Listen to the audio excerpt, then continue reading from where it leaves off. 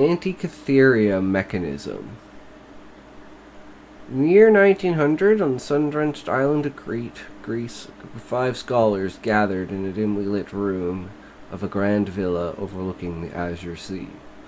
The room was cluttered with books, maps, and various scientific instruments, but at its center lay the object of their fascination, the Antikytherea Mechanism, a marvel of ancient technology found amidst the wreck of an ancient ship. The first character was Professor Alexandros, an archaeologist with a thick beard and spectacles perched on the bridge of his nose. He had led the expedition that discovered the mechanism. He began, "This, my friends, is not just a relic. It's a testament to the Greek ingenuity of the past. It's an astronomical calculator, possibly used to predict celestial events, like eclipses." Beside him stood Eleftheria, a young engineer with keen eyes and nimble fingers, examining the device with a magnifying glass. The complexity of the gears is astounding.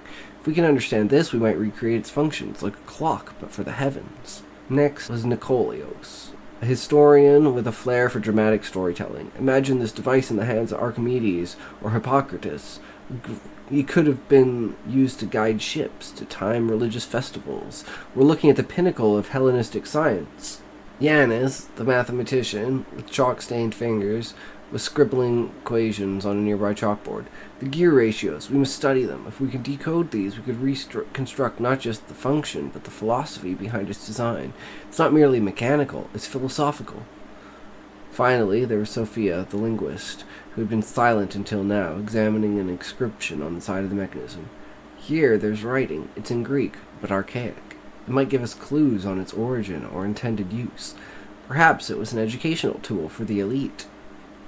The room buzzed with excitement as they debated.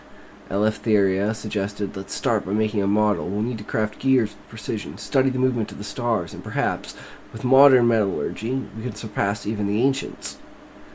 Nicholas, ever the romantic, added, "And think of the implications. If we can show this to the world, it will change how we view our ancestors, not as primitive, but as sophisticated in ways we're only beginning to understand." Professor Alexandros nodded. "We must proceed with caution. This isn't just about recreating a device. It's about preserving a piece of history while advancing our own knowledge. We'll need funding, resources, and time." The sun began to set, casting long shadows through the villa's windows. The group set to work, each driven by their passion for discovery. They knew the path ahead was fraught with challenges, but the allure of unlocking the secrets of the Antikytherea Mechanism was irresistible, binding them in a shared quest of science and history, echoing through the ages.